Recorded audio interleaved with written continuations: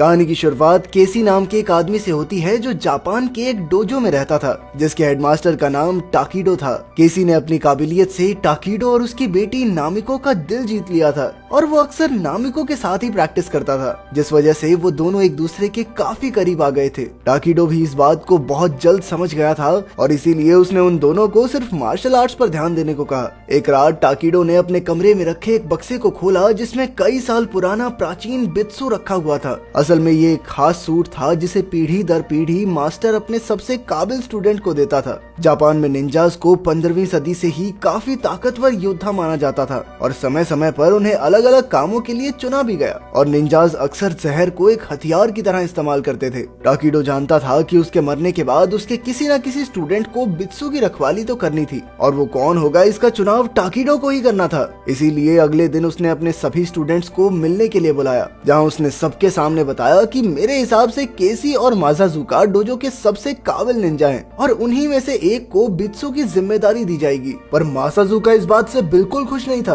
क्योंकि वो खुद को केसी से ज्यादा काबिल और ताकतवर मानता था और साथ ही उसे केसी और नामिको के बीच बढ़ती करीबी से भी बहुत ज्यादा जलन होती थी। वहीं दूसरी ओर केसी अपने माता पिता के गुजर जाने के बाद बचपन से ही डोजो में रह रहा था और उसने अपनी मेहनत से खुद को सबसे ज्यादा ताकतवर बनाया था। उस दिन के बाद से ही केसी और मासाजुका अपनी अपनी तैयारी में लग गए, लेकिन केसी हर रोज देर रात तक मेहनत करता, जिसे देखकर सभी लोग हैरान थे।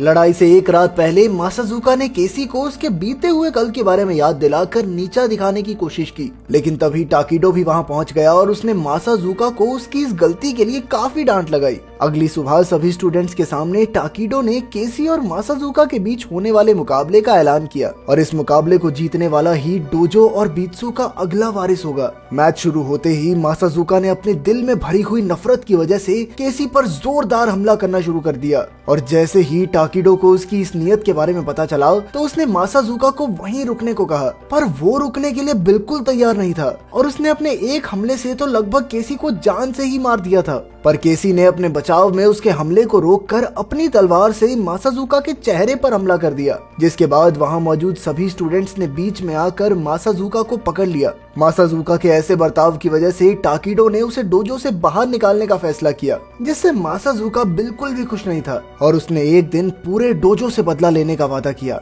कुछ सालों बाद यूएसए में रिंग नाम के एक खास ग्रुप की मीटिंग चल रही थी, जहां उसके नए सदस्यों की छाती पर उनका निशान बनाया जा रहा था। वहीं दूसरी ओर रशिया की दो सबसे बड़ी कंपनियों का रिंग के साथ एक विवाद चल रहा था और इसीलिए एक खास निंजा को कंपनी हेड्स को मारने का आदेश मिला। यह निंजा कोई और नहीं बल्कि मासाजुका ही था, जिसने बड़ी ही आसानी से अपना काम पूरा भी कर दिया। कुछ दिनों बाद डोजो में टाकिडो ने सभी लोगों को इकट्ठा किया, क्योंकि वो अब अपने कंधों से बित्सु की जिम्मेदारी हटाना चाहता था और उसके मुताबिक बित्सु को अब उसके अगले वारिस के हवाले करने का समय आ गया था। पर तभी मासाजुका भी वहां पहुंच गया और वो चाहता था कि टाकिडो उसे ही वो बित्सु दे, पर टाकिडो ने ऐसा करने से साफ मना कर दिया। उसने मासाजुका को फौरन वहां से जाने का हुक्म दिया। मासाजुका ने उसे दोबारा याद दिलाया कि अभी तो जा रहा हूँ, लेकिन बदला जरूर लूंगा। उसकी ये बात सुनकर टाकिडो समझ गया कि जल्द ही उनके ऊपर हमला होने वाला है और इसीलिए उसने बित्सु को संभालने की जिम्मेदारी केसी को दी, क्योंकि उसके मुताबिक सिर्फ केसी ही नामिको और बित्सु का ध्यान रख सकता था।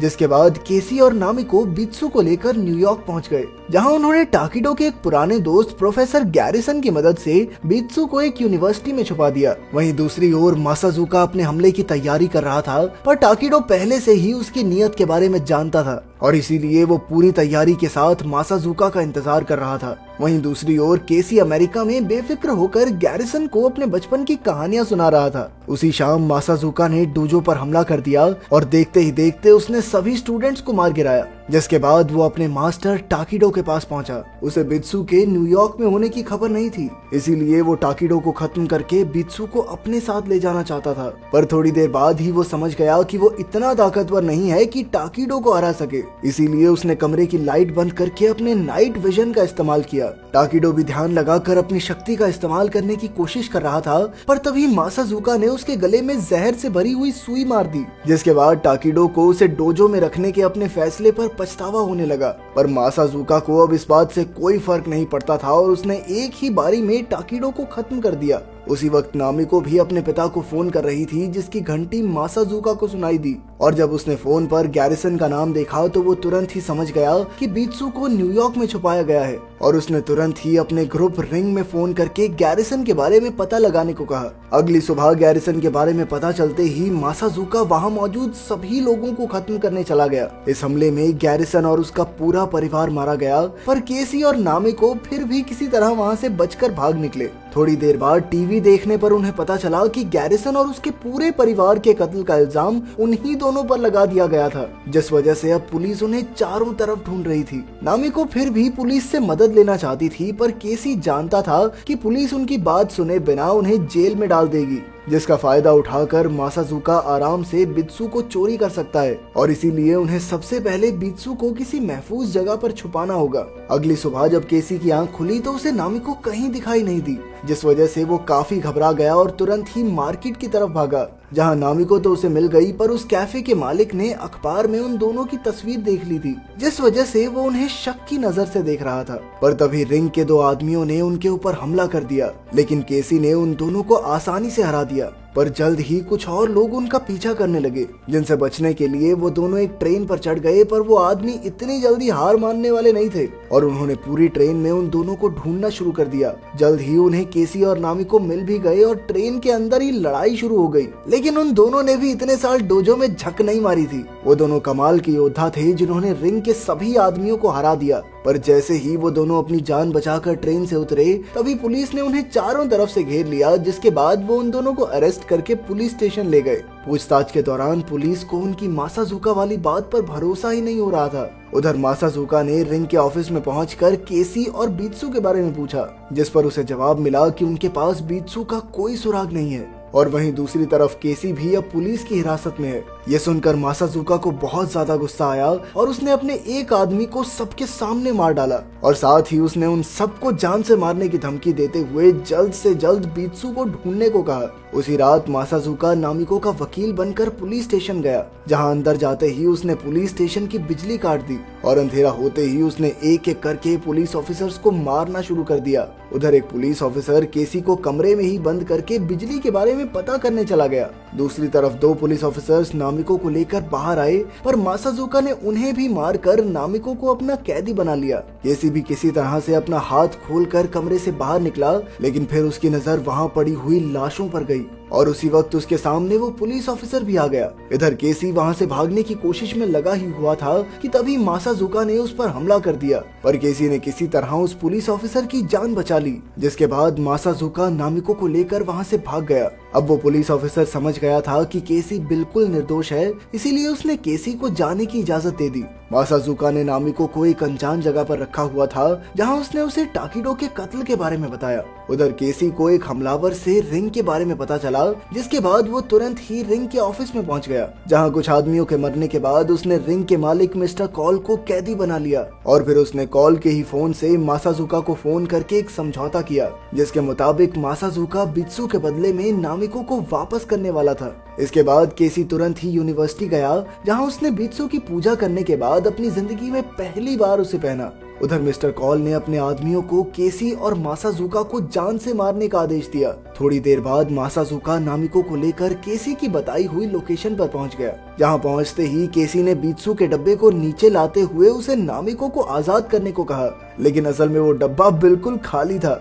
जिसे देखते ही मासाजुका गुस्से से भर गया, और तभी उसके सामने केसी आया, जिसने बित्सू पहना हुआ था। पर उनकी लड़ाई शुरू होने से पहले ही रिंग के आदमियों ने उन पर हमला कर दिया, जिसके बाद उन तीनों ने एक साथ मिलकर रिंग के आदमियों का मुकाबला किया। नामिको बित्सू में मौजूद एक खास तीर कमान का इस्तेमाल कर रही थी, और तीनों ने एक साथ मिलकर बड़ी ही आसानी से रिंग के सभी आदमियों को खत्म कर दिया, जिसके बाद मासाजुका और केसी आपस में लड़ने लग गए। पर इसी बीच मासाजुका ने एक पाइप से नामिको को वही जहर वाली सुई मारी, जिसका इस्तेमाल उसने टाकिडो को मारने के लिए किया था, और इस जहर का एंटीडोट भी उसी के पास था, और उसने जानबूझकर केसी की आंखों के सामने वो एंटीडोट जमीन पर गिरा दिया। इसके बाद मासाजुका ने खुद को गायब करने की खास निंजा टेक्निक का इस्तेमाल करते हुए केसी पर हमला करने की कोशिश की, पर केसी ने जवाब में टाकिडो की ही निंजा टेक्निक का इस्तेमाल करते हुए मासाजुका को एक गहरा घाव दे दिया, इसके बाद वो तुरंत ही नामिको के पास पहुंचा जो अब तक बेहोश हो चुकी थी, और तभी उसे याद आया कि एक बार टाकिडो ने उसे बताया था कि बित्सु की तलवार मारने और बचाने दोनों के काम आती है। उसने तुरंत ही अपनी तलवार के हैंडल से एंटीडोट निकाला और नामिको को पिला दिया, जिसे पीते ही वो वापस होश में आ गई। वहाँ से जाने से पहले केसी ने मासाजुका को भी खत्म कर दिया। अगली सुबह एक पुलिस ऑफिसर उनसे मिलने आया, जिसने उन्हें बताया कि उन दोनों को गैरिसन और उसके परिवार के कत्ल में निर्दोष घोषित कर दिया गया है। साथ ही पुलिस ने मिस्टर कॉल को अरेस्ट करके रिंग के सारे ऑपरेशंस को चकनाचूर कर दिया था। जल्द ही वो दोनों वापस जापान आ गए और उन्होंने डोजो की जिम्मेदारी अपने कंधों पर उठा ली। अगर वीडियो पसंद आई तो लाइक कर देना, चैनल को सब्सक्राइब कर देना। मिलते हैं अगली वीडियो में।